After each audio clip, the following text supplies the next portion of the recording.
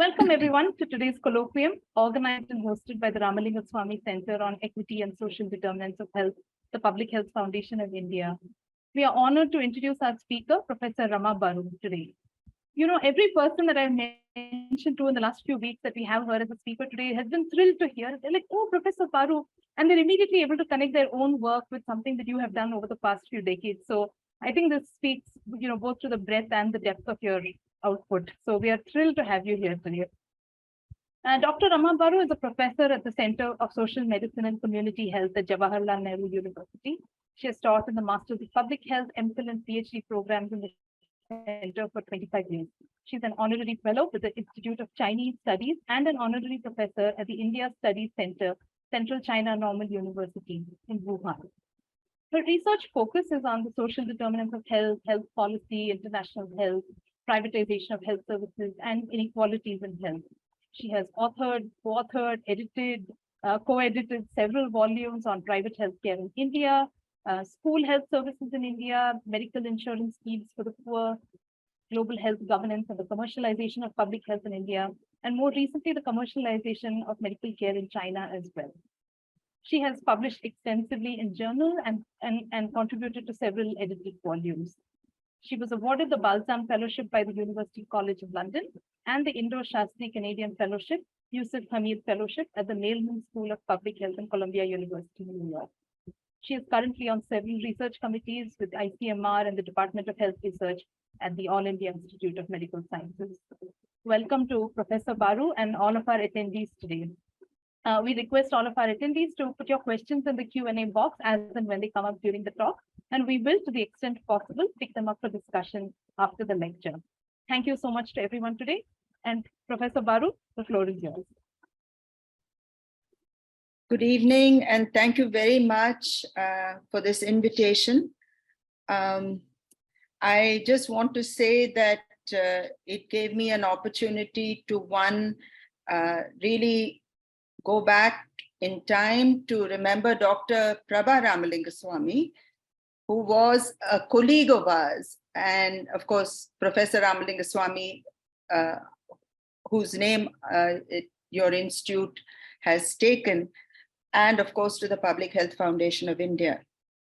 When I spoke to Dr. Abha Rao and I said, now, how do I frame this lecture? She came up with the title, The Creeping Influence of Commercial Interests in Public Health.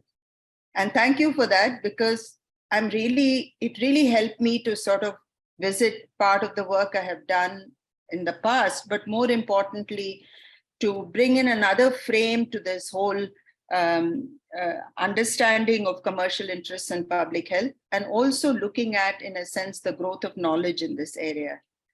So I don't have a PowerPoint presentation, and I'm going to take you through my talk. I'm broadly going to address about 4 themes. One, I am going to look and take a historical view of commercial interests and the consolidation of corporate interests in both the health service system and the health system. And I make this distinction because the health service system includes medical care and more, and the health system goes much beyond the health service system. The second thing I'm going to really look at is examine the nature of commercial interests that have crept in to the subsystems of the health service system, and in many parts of the world has given rise to a medical industrial complex. And then I'm going to look at what has the neoliberal agenda and the role of especially the World Bank and in partnership with several bilaterals has actually furthered this commercial interests in health services and furthered the role of the market in both health and health services. So with that brief overview of how I'm going to take this forward, I just thought it'd be useful to take a historical view, because if we are really looking at the creeping of commercial interests, and that's really what was happening historically, not just in India, but globally, you find that the early forms of commercial interests, especially in the health service system, was in the nature of private practice by government. I'm not just government doctors, but private practice in general, until the time when national health systems came into the public space and post-Second World War, essentially. And a lot of the post-colonial societies also tried to build a public health system. But if you examine the nature of these public health systems, you find that there was a very large private sector which was entrenched and which sort of grew unchecked. So when I look at the health service system in terms of its subsystems, I then am able to delineate very clearly the areas where commercial interests were always there from, if you like, from the beginning, and which sort of expanded over time. And if you look at it in terms, even if you had well-financed public systems, you found that in the provisioning, you did have markets, much less in many of the welfare states of the European countries.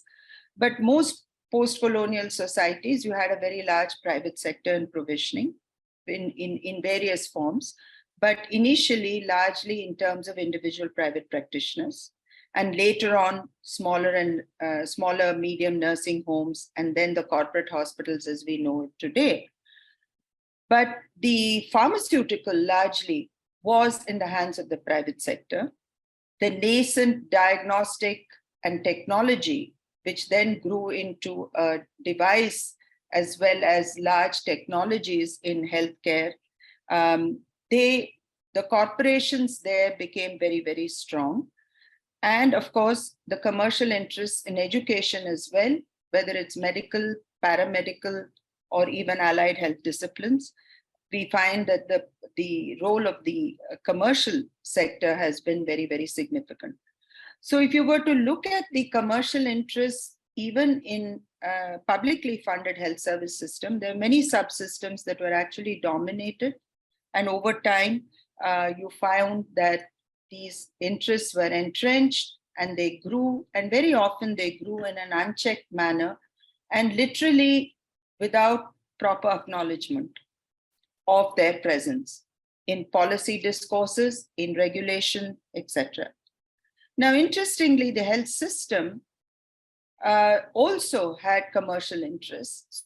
So you find that this gets picked up much later by public health, but you do find that the areas like the tobacco industry, the alcohol industry, the food processing industry, these are now corporations. They are largely in the private sector, and they have played a very, very important role in influencing consumer choice, which later, of course, with the rise of non-communicable diseases, get attention from the public health community to say that these are areas that really have a very negative impact on health.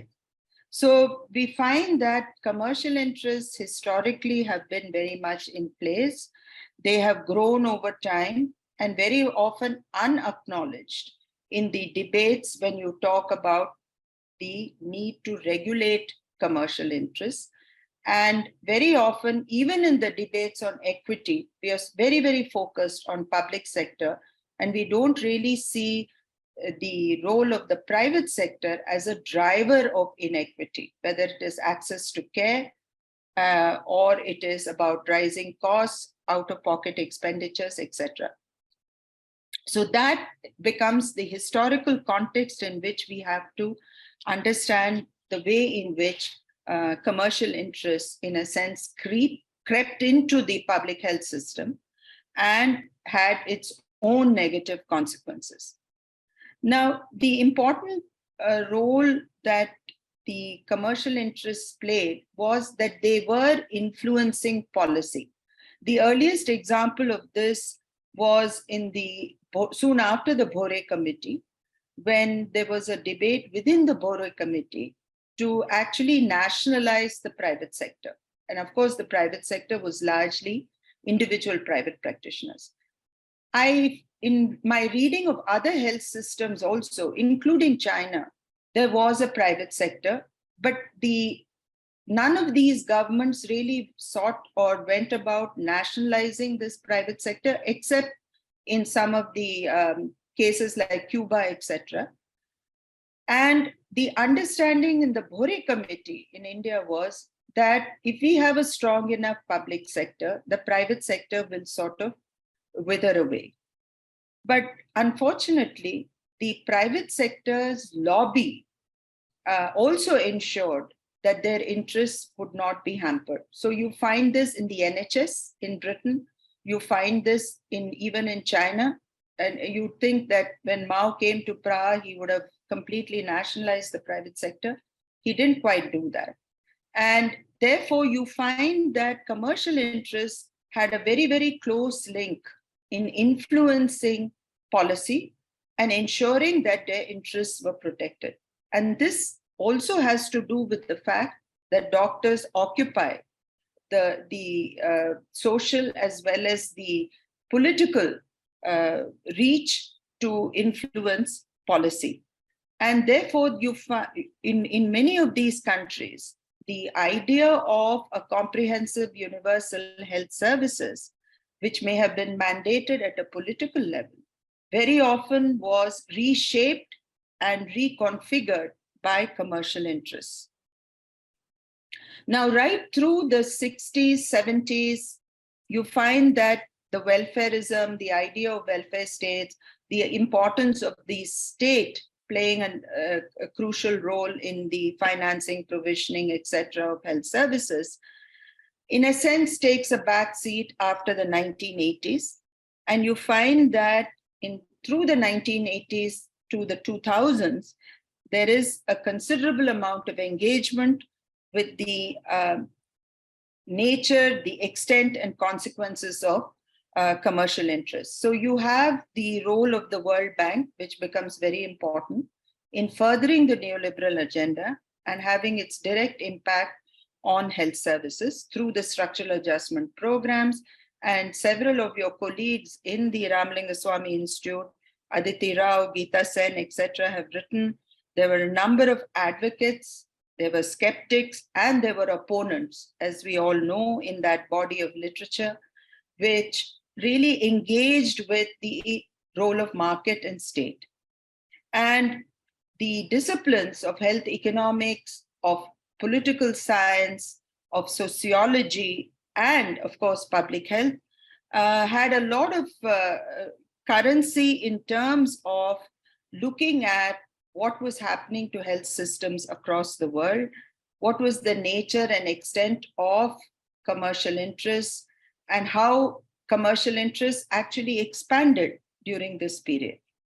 And I would certainly say that while the World Bank played a very, very important role in many of the countries that went in for the structural adjustment program, the restructuring of health systems through the soft loan lending programs, you find that the ideas of restructuring and commercializing public systems was not just initiated through the role of the World Bank. It's very interesting as a contrast. When you look at China, they also commercialized with the market socialists when the market socialism was introduced. And you do find that they opened up their public hospitals to become commercial entities. Now, many of those ideas were influenced by the work of World Bank economists. So while the World Bank did not directly have a structural adjustment program with China, the currency of the ideas, the techniques, the tools, the new public management, that was in circulation. So even in countries like China, you had a restructuring, you had the entry of commercial interests, and also expanding the for-profit sector subsequently. So it's very interesting contrast to see the way in which neoliberalism, its ideas, circulated across the globe, and even European countries went through this restructuring of public services and allowing commercial interests to come in. So you have quite a substantial body of literature where the advocates, of course, many of them came from the World Bank or were aligned to the ideas of the World Bank. But there were a lot of skeptics who were looking at what these kinds of commercial interests were actually doing for equity.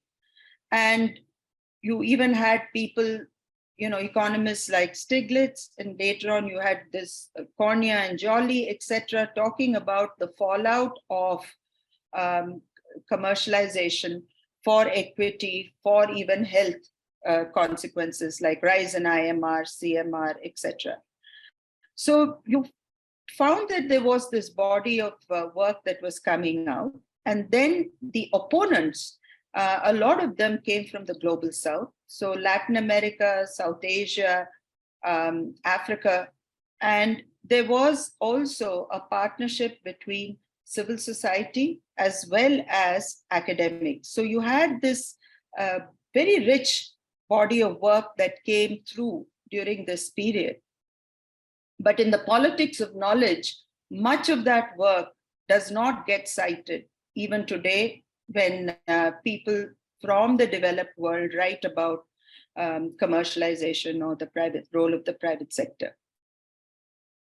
And I think the important message from that period, which is interesting now that there is again interest post-COVID on the role of commercial interests, but that really didn't get the kind of visibility it should have. There was also a great deal of work on global health, the kinds of partnerships that were formed with commercial interests, the very restructuring of the WHO itself. So you can see the way in which commercial interests really reshaped institutions at a very fundamental level. So it's not just public health services, but it is also about how the various institutions, the global institutions, were restructured.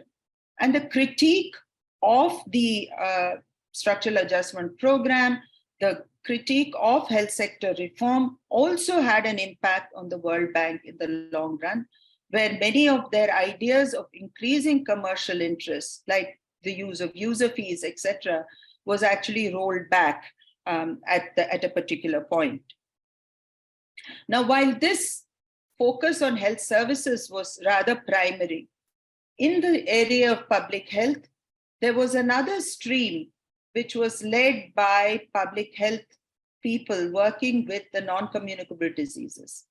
And those who are working with CVDs, those who are working with tobacco-related NCDs, and this complex and this endemic kind of nature of NCDs forced people from different disease-specific lenses to sort of examine beyond, giving prescription. One is the medication part of it, but the management part of it was solely focused on individual behavior. So the risk factors were identified. You were told how to manage your lifestyle. You were asked to exercise, eat healthy, etc., etc. But that really didn't give the kind of dividend that they expected. Now, that is where you find somewhere in the 2000s, the importance of looking at what is described in a lot of the work. Barmett writes about it when he looks at CVDs. You have Jeff Collin and Sarah Hill writing about this area of what is described as the industrial epidemics. And I think it's a very interesting point in time that many of the people who are in public health start, and many of them clinicians, interestingly, start looking at the industrial epidemic. That is, they're looking at how these industries, which have serious health consequences for especially NCDs, start looking and examining the role of industry and how it influences consumer preferences, how it influences the choice of consumers, consumable goods that actually have over a life course a detrimental effect on the non-communicable diseases.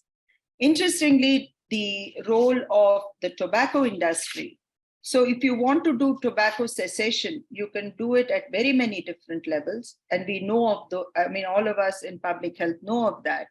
So you can ban smoking in public spaces. You can do all kinds of other interventions. Similarly with alcohol, you can tweak it with taxation policies. You can do very many things to control. But at the same time, and also processed food industry. And processed food industry was a particularly important focus for looking at the questions around obesity, around questions of even hypertension, diabetes, foods that are highly processed with sugar and and they become very cheap, especially in the West. So these relationships started getting explored, and they also looked at the way in which it affected the consumption of products, especially by the younger generation. So it sort of brought in this question of what do industries and how do they influence consumer preferences.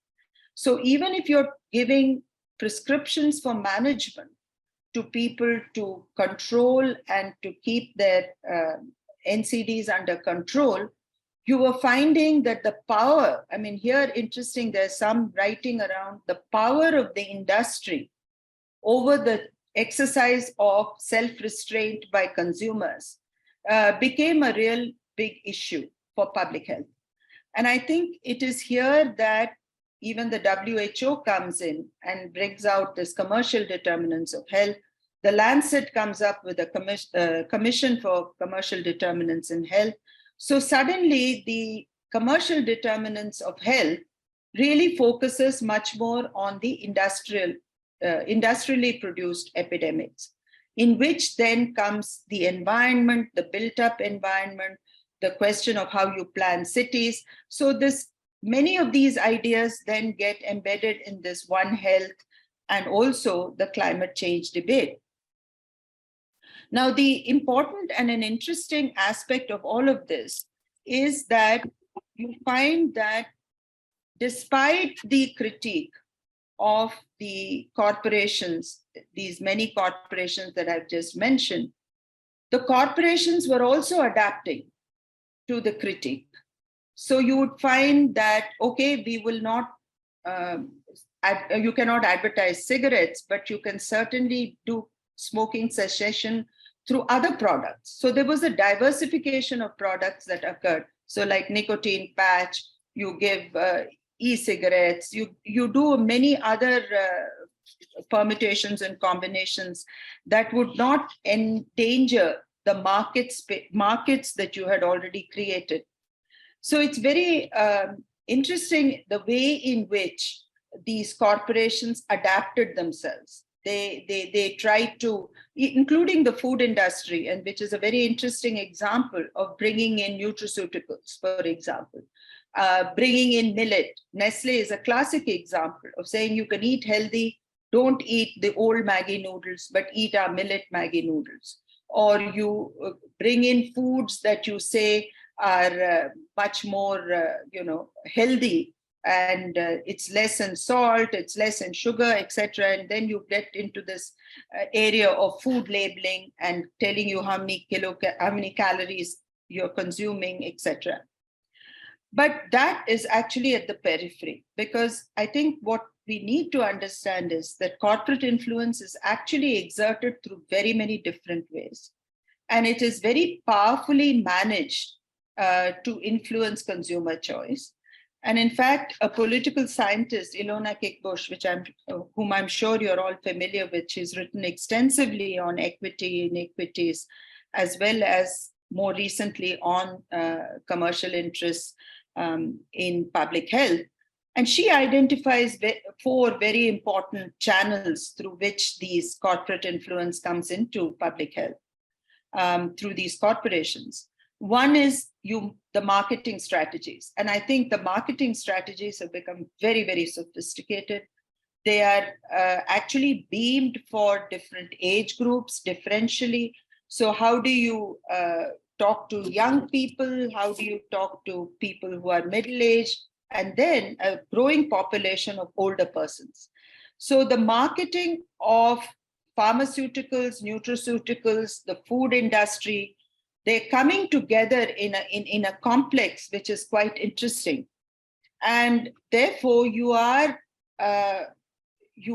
packaging various kinds of, marketing certain kinds of foods that you think lessen what is called unhealthy commodities. But there is quite a bit of work which then talks about how much is hidden and how much is actually being promoted in terms of enhancing desirability of certain unhealthy commodities. So there's a repackaging, a reconfiguration of some of this. Second, and I think which is very important, is lobbying that impede policy barriers. And so you can come up with taxation policies, but then you have lobbying from these large corporations to ensure that their business profits are not affected. You try to negotiate with governments, etc. And the third, which is linked to this question of lobbying, is corporate social responsibility. And it's something that we have not really examined in great depth. There's a paper that I and Anuj Kapilashrami did together, where we examined some of these corporate social responsibility strategies, and I will describe that in a little while, where you are actually in the business of producing unhealthy commodities. You know that has a long-term effect on the health of populations.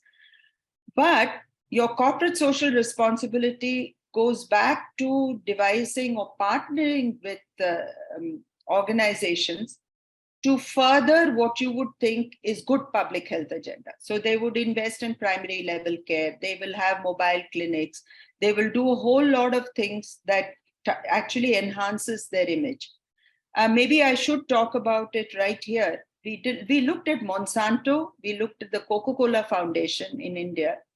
And we saw that the way the corporate social responsibility, and also Microsoft, they are partnering with NGOs and private entities. So the partnerships are very, very complex. They are working in rural areas. They are working at grassroots level. They are looking at, doing a lot of what they call as positive health communication. They're doing primary level care support.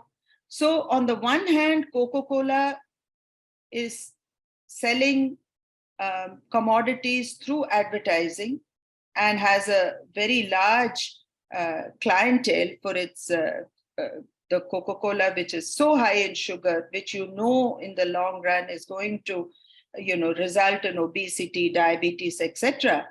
But they are also using the corporate social responsibility arm to actually further their corporate interests on the one hand, but also refurbishing their image as people who are giving back to society.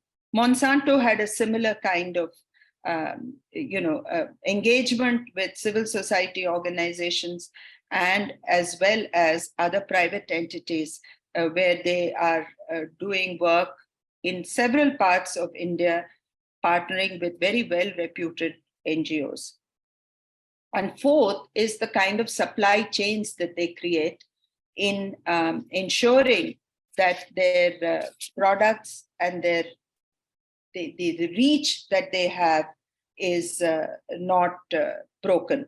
So I think what we need to really understand is that while the critique came up and to look at the commercial determinants, even when you read the Lancet Commission on commercial determinants in health, the entire approach is we have to prevail on the corporations.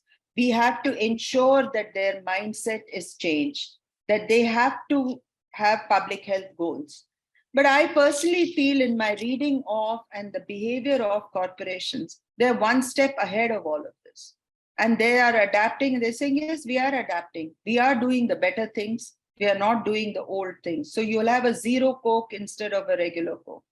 You will have a millet Maggie instead of a maida Maggie. And so if you actually, it's a very interesting area to explore, I think, and I hope some doctoral student would do that. But I also think that the entire landscape of global health has also been influenced by corporations. So when you look at the Bill and Melinda Gates Foundation, if you look at many of the partnerships in the WHO, you find that the influence of commercial interests is very, very strong in influencing public health decisions. And therefore, this idea of philanthrocapitalism, which in fact Anne Emanuel Byrne writes extensively on, is very important for us to understand. So while on the one hand, we think that we are able to and identify the role of industrial epidemics, and we are able to identify the power of corporations, it's very, very important for us to understand that the corporations and the level of entrenchment at both the global health policy making as well as national health policy is extremely deep.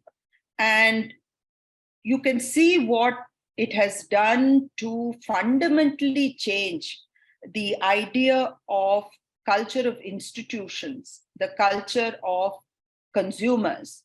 So which end do you begin the whole story with, and where do you intervene? And it's not as if there are no resistances to this. There are alternate movements that are, contesting it, but the power relation between the two is extremely skewed towards the corporations. I think I'll stop here, and I'd love to take questions. I think I've spoken for more than 30 minutes. So Abha, over to you. Should I? Thank you so much, Professor Baru. That was 30 minutes packed with a lot of insights, a lot of questions that they raised. And I'm going to give people a moment to think about what they would like to learn from you and what they'd like to ask. But we already have one question that I'm going to bring up. Aman Mishra asks, what strategies or frameworks can one employ to mitigate these impacts of commercial interests on public health decision-making?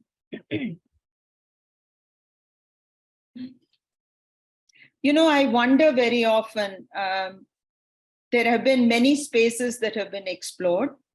And I'm not saying that there have been both at the global level and at the, across countries, but the spaces for negotiation are a little difficult, meaning the spaces are small. There's some spaces that have enlarged. And I think I should say that the public health community, especially the clinicians in the public health community, have played an important role in at least raising this as an issue. And I would say, like people like Srinath, etc., have played a very important role both at the national level as well as the global level. Say, take the issue of tobacco. They've been working on tobacco for years, even before WHO came up with this whole tobacco cessation campaign, etc. But the point really is that the tobacco industry is very, very smart and clever. They're one step ahead of you in this game. So I think this, the assertion of the public health community needs to continue. But while tobacco is one example, how do you deal with alcohol? You say, look at the way in which alcohol finances many of the state governments. So you take Tamil Nadu, you take even Karnataka, I suppose, you take many states in India. A very important source of revenue is alcohol. So, we have a lot of evidence on what alcohol does, what it does, not just for public health, but if you stretch the definition of public health, what it does for domestic violence, what it does for women, and how it affects and disrupts families. But the policy, you see, the lobbying power of the alcohol industry is also tied to its ability to contribute to the state exchequer. So this kind of thing, so where is the space? yes, you can have anti-alcohol movements. They have a place. They played a very important role. They've even led to banning of alcohol, right? But then that goes underground, and it always creates other forms of what I would call as accommodations by the alcohol industry in collaboration and in cooperation with the political class. So there is a real problem here of, what are the mitigating strategies? The mitigating strategies is always a back and forth, is the way I would describe it. I don't think it'll be one fine day we have complete control over these corporations and commercial interests. But how do you check it? And what are the strategies one can use for actually building a public campaign around some of these things through the lens of public health? I think is very important. Maybe the young are the answer to that. Thank you, Professor Varun. We have questions are starting to come in now, and I think each one of them demands quite a bit of reflection, I suppose, for us as public health professionals as well. Sushrita asked, that while it's true that CSRs plays a sort of two-faced role in public health, she's also saying that CSR is often the funding for a lot of grassroots work in public health, and it's becoming quickly the only funding option. Yes. So how she asked, how would you address this conundrum, Shia? It is a conundrum because with FCRA being squeezed the way it is, I mean, squeezing NGOs and progressive NGOs at that, who ask these very uncomfortable questions, where do people go for funding? And it's not as if CSR is, it's still very nascent. And in my view, it's a very unimaginative space, actually. Because especially Indian companies who are into CSR are extremely unimaginative. They are into this idea of just, service delivery. We'll set up a school somewhere, we'll set up a hospital somewhere, their vision is extremely narrow. And while the corporations, the multinational corporations like Coca-Cola Foundation or Monsanto is extremely creative. And this paper that I've done with Anuj is we actually track the Coca-Cola Foundation has partnered with Thilonia. Now, Thilonia for us, I mean, when I started writing that paper and unpackaging the CSR, I was quite surprised. I said, Thilonia? Thilonia for us is something else, right? But Thilonia has partnered with Coca-Cola Foundation, and they're doing very innovative kind of things. They're not just setting up one hospital and, and many people whom we knew were part of the very progressive, I mean, to answer Sushrita, progressive civil society organizations became a part of Coca-Cola Foundation to say that let us give a different vision of what CSR can do with NGOs. So at one level, one can say that there has been an ideological dilution of the NGOs and their earlier positions. But like you say, Sushrita, it is also about survival. So, there is a tension, there is a conflict, and I'm sure people have resolved it in their own ways when they partner. But this is a very interesting area to explore of how foundations, in a sense, also recreate civil society engagement. I don't know if that answers her question, but I don't think there is a good answer, right? It's a little tricky, certainly. And like you said, each organization or each individual has to make peace with what they're willing to give up in order to work with such a CSR foundations, right? Yeah. Amitabha asked whether you see the framing of this commercial determinants of health, is it drifting us away from, what has been the focus for the last few decades on the social determinants of health? And he's asking whether this framing actually helps neutralize, or can it help neutralize commercial interests in public policy making spaces? I think it's a very good question, because that's something that I was trying to also work around when the paper on commercial determinants of health came up in the Lancet, and it kind of intrigued me that there had been decades of engagement with commercialization. There's a lot of body of work across the world on commercialization, what its consequences are, what are the constraints under which public health systems commercialized, etc. But to have commercial determinants of health looking only at industrial produced epidemics takes away from social determinants of health, where you would have commercial interests as one of the determinants. And I think that is an important distinction to make, because if you say that I'm not worried about commercialization of health services, but I'm very worried about commercialization of public health, commercial interests in producing industrial epidemics, then I think you are actually diluting it. I would say that I would agree with Amitabh. It was Amitabh. And I think that it also takes away from the many critiques from a political economy perspective of the role of the state, of the responsibility of the state, the normative role of the state, which came up across the world again, the post-70s, if you like, so the 80s and 90s.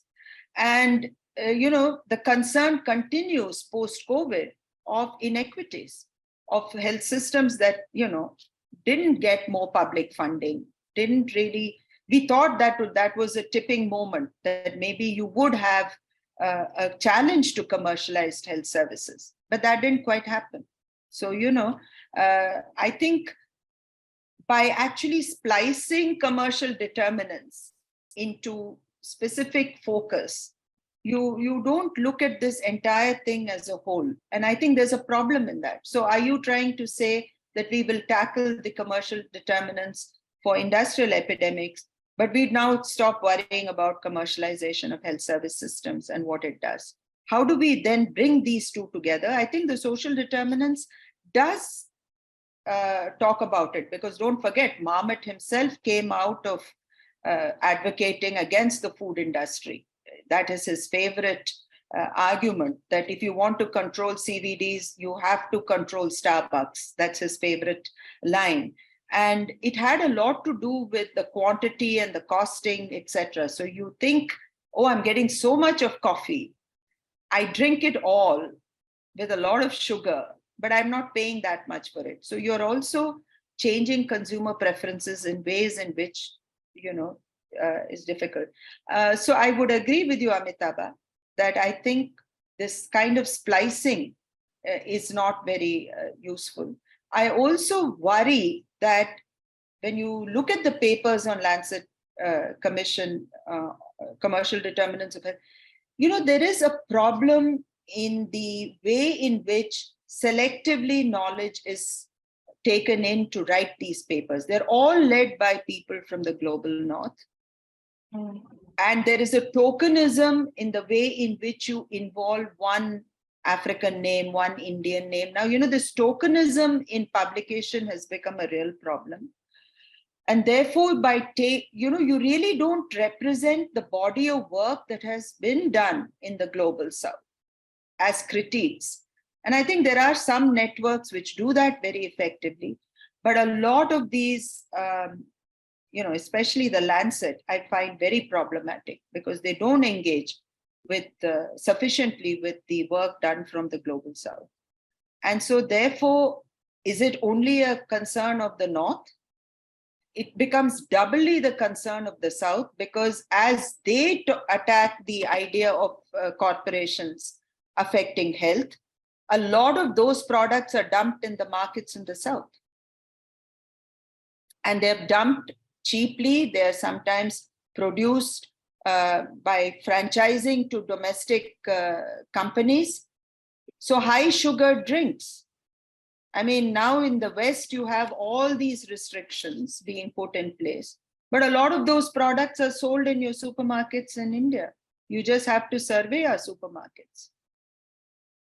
And it is also about demonstration of modernity, what is a good lifestyle, you know.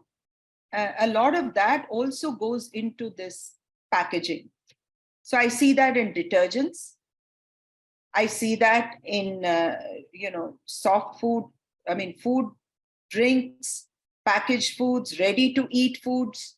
Look at the range we have today in our market. Many of them not regulated. The curious thing about this whole talk and even the questions that are coming up and the points for discussion is that where is the state in all this, right? You started at the beginning by saying that they don't regulate it at all, and essentially they've just ceded the space to corporations and CSRs. Rajalakshmi asks, do you think the universal health coverage goal, which is a frequently stated goal of governments, does it mask the interests of commercial organizations, or where does that goal even fall in the face of such unfettered capitalism, essentially? I would say universal health coverage, in my view, furthers commercial interests. Because across the world, universal health coverage is publicly financed. In most countries, it's a mixed provisioning. And in fact, you find that even in mature East Asian, and I don't want to take the West as an example, East Asian countries, you take a country like South Korea, you take a country like Japan, they are publicly funded insurance. They're universal, not like us, targeted. But their provisioning is in the private sector, mostly for-profit and a little bit of non-profit. It's a combination of the two. Now, what they can do is control costs. But in fact, some of our work in South Korea is showing us that they are not able to regulate the private sector, even though they have universal health insurance. So in my view, it was very clever to say that you would say universal health coverage and not universal health care. Universal health care would have forced the role of the state much more. But universal health coverage actually doesn't disturb the commercial interests, especially in the hospital sectors. I just want to say that, when I say the state is absent, we must understand what Elena Kickbush's very important channel that she identifies is lobbying that impede policy barriers.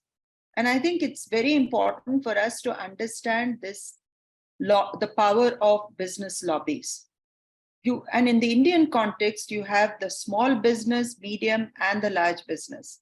They're all lobbying, but it is the extent to which you can exert power on the state and what you can wrest from the state, where you can actually reconfigure, renegotiate how much you will do and how much you will not do. Because, say, for example, a Nestle corporation will say, we have to abide by the Swiss rules of what we have to put on our packages. But you take some smaller producers in India, they're not bound by that. So this whole food safety label that you have to get, the regulatory frameworks are extremely weak. But why are they weak? It's easy for us to get away by saying, oh, the state is not willing. It doesn't have the political will. No, I think there is very clever, active lobbying to resist even when the regulation is, implemented. We see this in tobacco all the time. I have a student who looked at the tobacco industry. Are you not controlling gutka and canny? And these are all small producers. They all are located in UP, Gujarat, and other states. They are very closely tied to the political parties there across the spectrum. And they are able to ensure that they'll continue. In fact, a Shah Rukh Khan and a Salman Khan advertise for your gutkas, your pan parags. Now and then you put these horrific pictures of cancer in your mouth and say, don't eat it. So it's your responsibility not to consume it. but it's also conveying a lifestyle statement. It is saying, well, if a Salman Khan and Shah Rukh Khan can eat, why can't I eat? So the power of corporations is multifaceted. Now the role of the state is compromised. I mean, that's how I see it. Absolutely. We've been speaking a lot about sort of the broader influences at health system levels and health service provision and so on.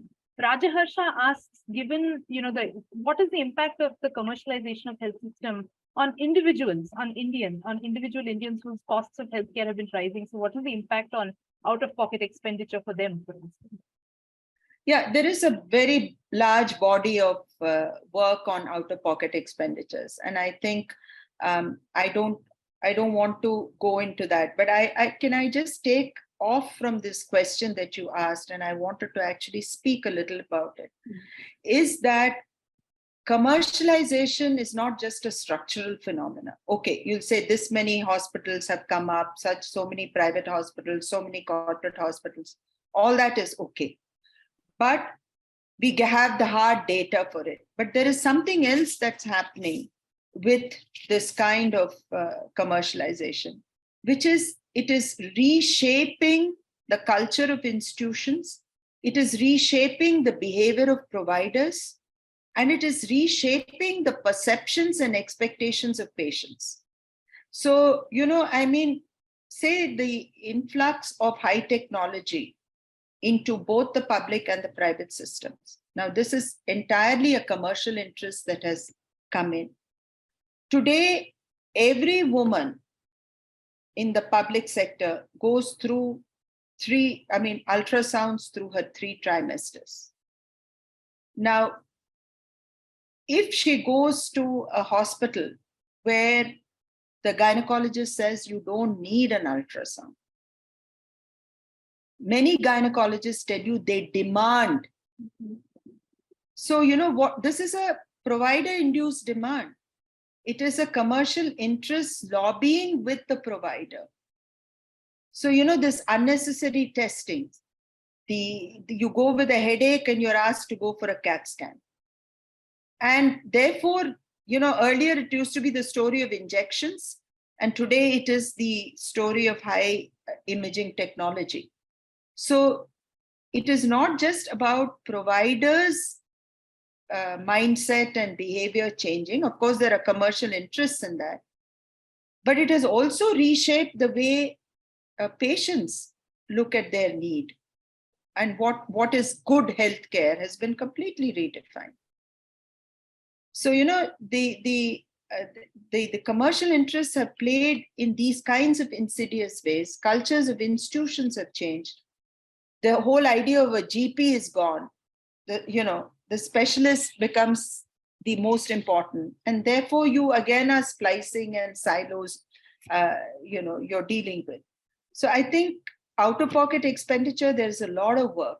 But I think we need to also look at how patient preferences are also shaped, feeding into this choices that are being made.